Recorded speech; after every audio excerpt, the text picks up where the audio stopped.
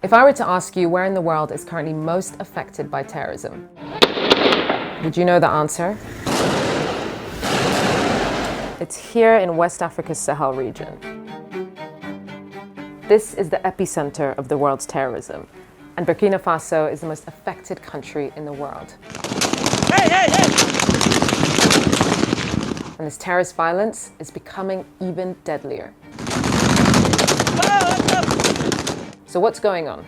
To explain, we need to talk about military takeovers, geopolitical maneuvering, massacres, violent extremist organizations that are encroaching upon the continent. It is a threat. It is a threat to our homeland. It is a threat for our overall national security. gold mines, guns, and a terrorist group hiding in a national park. The jihadists found really almost everything that they need.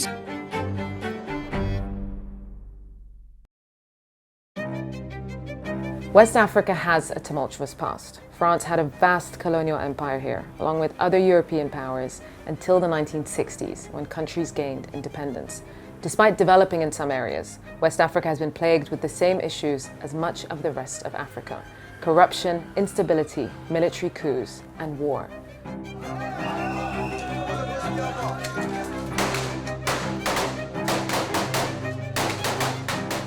I believe Liberians are tired of war, tired of conflict, tired of strife.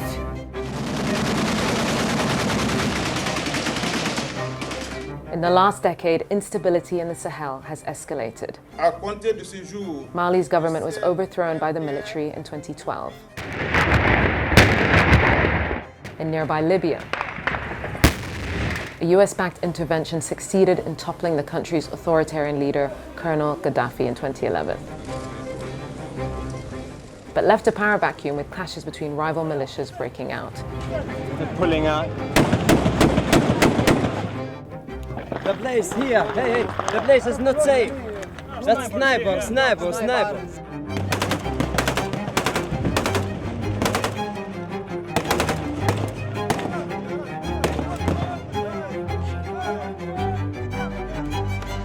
After the state collapsed, there was an outflow of weapons and fighters into the Sahel, fueling armed conflicts there. And that unsettling of the political order and the spread of insecurity created a climate of uncertainty that drew individuals, entire communities, to side with armed groups so that they could protect themselves. And this struggle for survival in a very uncertain moment helped jihadists to recruit massively among the local population. And in this environment, extremism has flourished. It is only getting worse. That violence has created the condition for other forms of violence to also emerge. So we have communal conflict, criminality, banditry, kidnapping for ransoms, for example. Insecurity has always spread, making people's life extremely difficult. There have been more military coups in recent years, in Mali, Burkina Faso, and Niger. All three are now led by military rulers. Terrorism in the region has surged over the last couple of decades. In Burkina Faso, there have been nearly 7,000 deaths from terrorism since 2007. Almost half of the attacks in 2024 were claimed by a group called Jamaat Nasr al-Islam wal Muslimin, JNM, which aligned itself with Al-Qaeda and was formed from 4 pre-existing groups. It is the largest and deadliest jihadist organization in the region. Islamic State is also a major security concern in the region. These jihadists have been expanding their operation, partly to recruit and find revenue, and partly because of pushback from the military. At the heart of their expansion is the sprawling network of national parks. This is the single biggest protected area in West Africa. It's so big, it crosses into 3 countries: Benin, Burkina Faso, and Niger. This is the WAP complex, but as well as being a sanctuary for nature, it's also become a hideout for terrorists. This part of it is called Park W. Since 2018, jihadist groups have made inroads, and JNM has now made it a base for themselves. Why? Because if they're looking to expand, then this is the perfect place to do it from. The forests here mean camps are hidden from military planes and drones. The terrain is more suited to their motorbikes than military armored vehicles.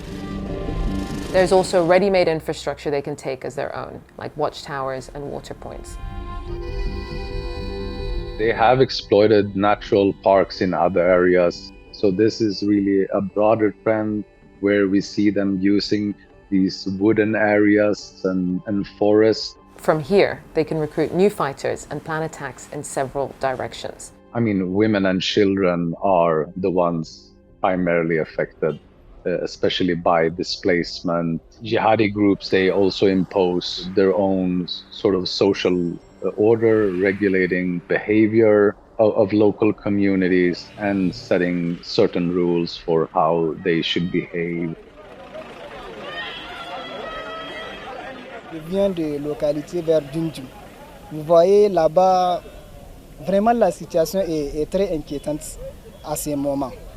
Il y a des villages où vraiment ça ne va pas. Donc, pour aller acheter des moutons là-bas, même amener, c'est un problème. Et compte tenu de la situation que maintenant les motos ne circulent pas là-bas, et que le plus souvent, nous faisons nos commerces là-bas à travers des motos. In 2025, JNM's attacks have become even deadlier.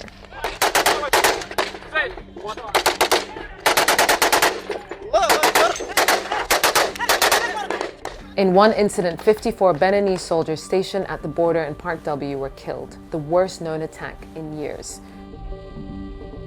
This location has other strategic advantages. It allows the group to make money from cattle theft and profit from smuggling routes that carry fuel, drugs, guns, and people to other countries. They have pushed hard in this area by taking control or achieving a significant degree of influence in this area, started to act as gatekeepers for access to natural resources by local communities. And gold is another big moneymaker. Sahel countries are some of the largest gold producers in Africa. A huge chunk of it comes from small-scale informal mines which armed groups fight to control and profit from. Billions of dollars worth of gold from these mines are smuggled out of Africa every year, the majority being exported to the UAE. Expansion means more territory, more gold mines, and more money. This area here, where 3 countries meet, is particularly at risk because of the trade and smuggling routes it offers. Just a quick pause to say, if you want to watch more videos like this one, like our mapped episode, all about tensions in the Arctic, make sure to subscribe to the Sky News YouTube channel. The littoral states of coastal West Africa plays a quite significant role in the procurement of fuel, motorcycles, etc. So yeah, they definitely try to maintain these supply lines, but also by more or less controlling the borders. In addition, something that is quite overlooked is the pillaging of state stockpiles of weapons and ammunition, which also provides them with hard currency because the weapons can be resold on the local black market. Terrorist groups are ready to continue their push into other West African countries. But let's rewind for a second. To really understand what's going on, we need to go back a few years.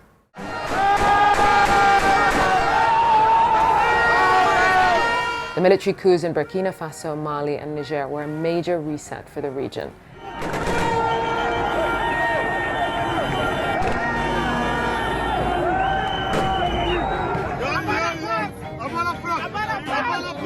Nous sommes là pour un partenariat 50-50. Nous ne sommes pas là pour un partenariat noir, dans le sombre. Ce que la France a fait des années, des décennies, des siècles à nous contredire. Il y a pas.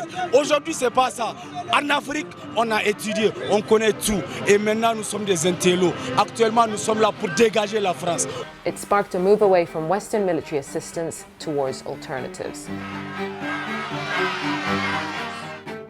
Le lieutenant-colonel Paul-Henri Sandaro d'Amiba se serait refusé au sein de la base française à Camouinsin en mesure de planifier une contre-offensive afin de semer le trouble au sein de nos forces de défense et de sécurité.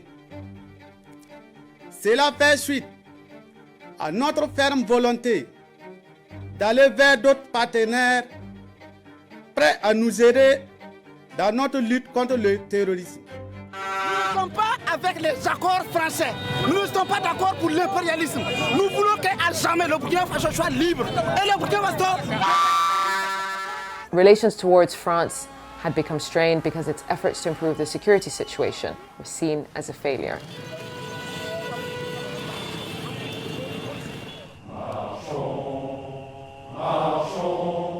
Nous ne devons pas laisser le Sahel aux organisations terroristes que nous sommes en train, en ce moment même, de défaire au Levant. Je ne veux pas que nous cédions la moindre once de territoire aux forces terroristes jumelles dans le Sahel et le Sahara. France has now completely withdrawn its military from the region. And the United States also moved all its troops out of Niger, abandoning its largest drone base in Africa. Burkina Faso, Mali and Niger teamed up to withdraw from joint security initiatives and instead formed their own, the Alliance of Sahel States. À la vérité, la prise de pouvoir par les forces de défense et de sécurité, aussitôt fermement soutenues par nos vaillantes populations, s'inscrit dans un contexte de rejet des modèles sécuritaires et de mauvaise gouvernance faite d'injustice, de corruption, mise en œuvre par des régimes qui se prétendent démocratiques, mais qui en réalité dévoient et discréditent la démocratie. But because of this decreased coordination with other countries, it's become easier for insurgents to find and exploit gaps in borders. And remember, these jihadists are a threat to the military regimes as well. Le moral de la troupe est au beau fixe, cela va continuer, Inch'Allah. That's where Russia comes in.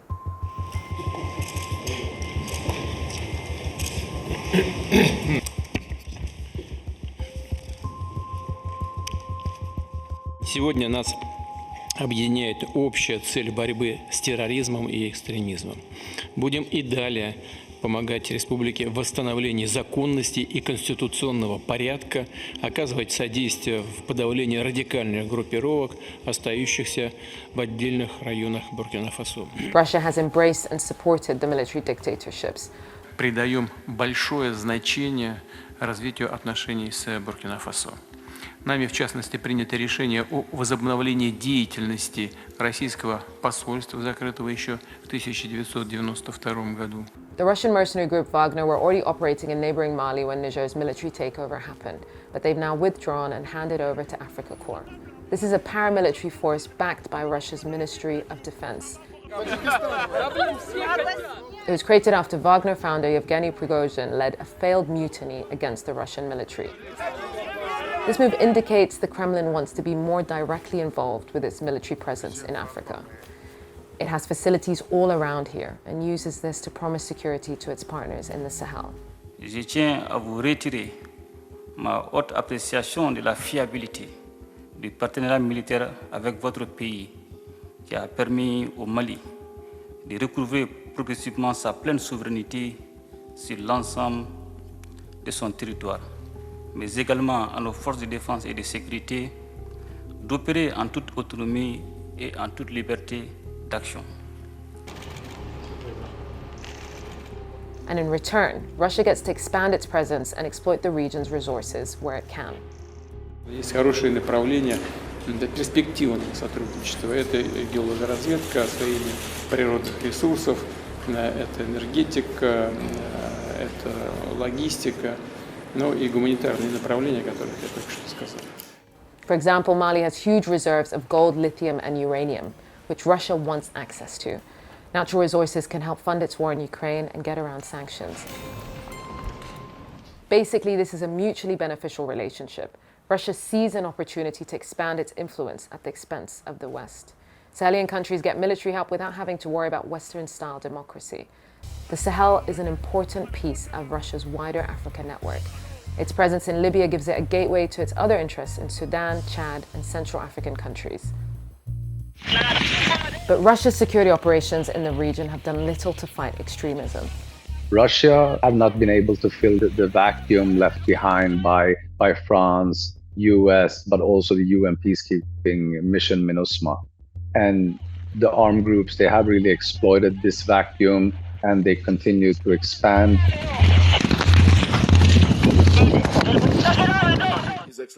China is also a big player on the continent, but it's taken a different approach. 我们都坚信，非洲一体化走得实，中国和非洲各自现代化事业发展得好，就是为世界经济发展提供新动能，就是为国际公平正义贡献正能量。 China has been using trade and economic power to build relations in Africa for years, investing in huge infrastructure projects.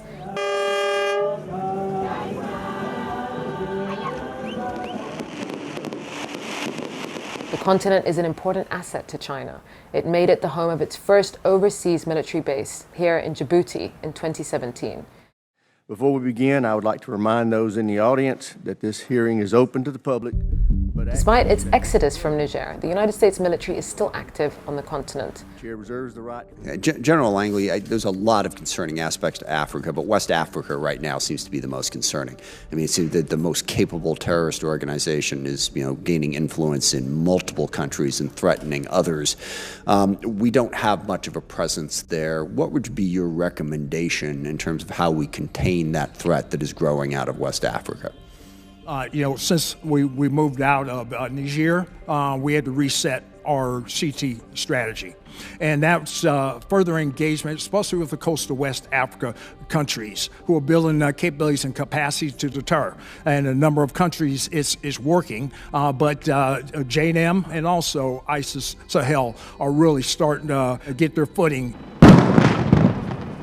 While Central Sahel countries have turned their backs on Western nations, their neighbors are still working with the US to try and contain the insurgents. Flintock is an annual military training operation led by the US. In 2025, 500 participants from over 30 countries trained in countering violent threats in the land, sea, and air.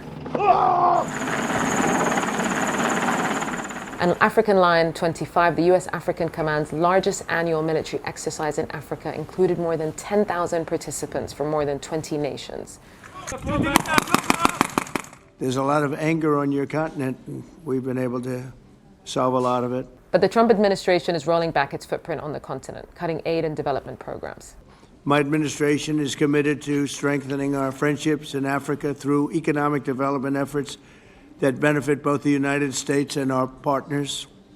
And we're shifting from AID to trade. We had AID, or aid as we sometimes call it, right to trade.